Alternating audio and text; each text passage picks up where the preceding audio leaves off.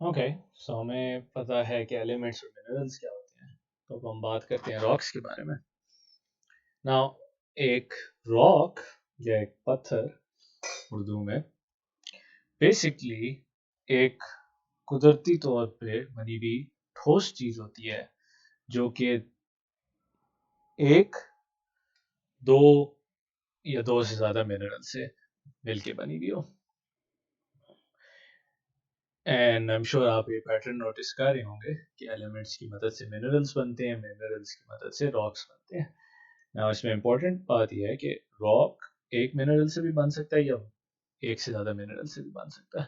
So technically iron خود بھی ایک پتھر ہے، اور اگر ہم ایک پتھر لے لیں جس میں گولڈ اور آئرن ہو تو وہ بھی ایک پتھر ہے، رائٹ. نا نارملی جو ہماری ڈیفینیشن ہوتی ہے پتھر کے اندر، نارمل لائف کے اندر ہم کہتے ہیں کوئی بھی ٹھوس چیز ایک پتھر ہوتی ہے.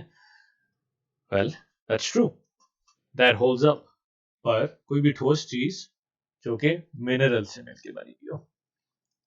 سو وی ہیو ایلیمنٹ سے منرلس اینڈ دین منرل سے راکس. اب ہم آ جاتے ہیں ٹائپس آف راکس کے اندر. Now that is awkward. Alright, so types of rocks. کس طرح کے ٹائپس آف راکس ہوتے ہیں جیوگرافی کے اندر. نا کیونکہ ہمیں پتہ ہے کہ ہر پتھر ایک جیسا نہیں ہوتا، کافی ڈفرینٹ ٹائپس کے پتھر ہوتے ہیں، ان کے کلرز ڈفرینٹ ہوتے ہیں، ان کی سافٹنیس ڈفرینٹ ہوتی ہے، ان کے کام ڈفرینٹ ہوتے ہیں، ڈفرینٹ چیزوں کے لیے استعمال ہوتے ہیں. تو جب ہم پتھروں کی بات کر رہے ہیں تو ہم ان پتھروں کی بات نہیں کر رہے صرف جو آپ کو بائی روڈ پہ نظر آئیں گے، کہیں کھیت میں نظر آئیں گے. ہم جب پتھروں کی بات کر رہے ہیں تو ہم سارے دنیا کی جتنی بھی چیزیں ہیں جو منرل سے مل کے بنی ہوئی ہیں ان کی بات کر رہے ہیں.